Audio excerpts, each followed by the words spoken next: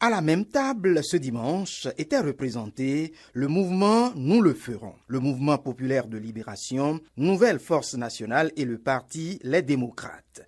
Ainsi retrouvés, les forces politiques de l'opposition dans leur déclaration lue par Guy Dossou-Mitope ont laissé entendre ce qui suit. La communication mensongère du gouvernement par le canal des Clébé a déjà commencé à salir la réputation de frère Honvi en le taxant de cybercriminel. En effet, certains de nos compatriotes qui prennent les opposants comme leurs ennemis irréductibles s'offusquent de l'intérêt de l'émoi suscité au sein des populations par le kidnapping de frère Honvi. L'indignation généralisée provoquée par ce rapt indigne n'a étonné et contrarié que ceux dont les intérêts ont toujours été opposés à ceux de notre vaillant peuple.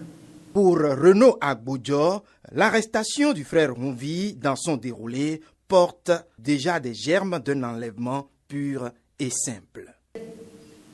Lorsque un État utilise des personnes qui ne sont pas identifiables, qui n'ont pas de qualité, pour enlever sur un territoire étranger, sans aucun titre d'extradition, sans aucun titre d'arrestation, comment qualifie-t-on ce acte si ce n'est pas un rap ou un enlèvement?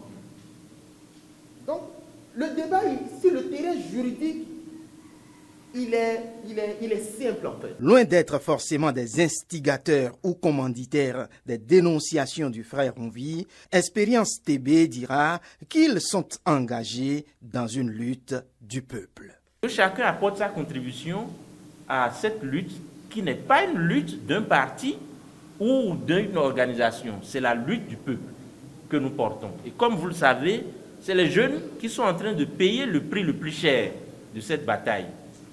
L'arrestation du frère Honvi vient d'illustrer encore à suffisance ça.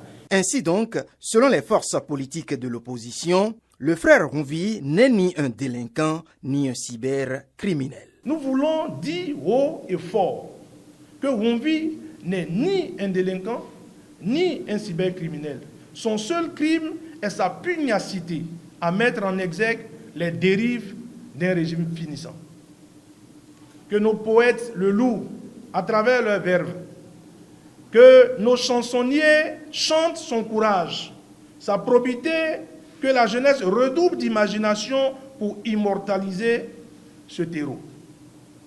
Nous avons appris qu'il sera présenté demain, lundi 19 août 2024, à la Criette. Nous demandons à tout le peuple de converger vers la Criette. 6 à Ganquito. Tout porte à croire que cette arrestation n'a pas encore livré toutes ses facettes. Peut-être que sa présentation au procureur viendrait mieux nous édifier.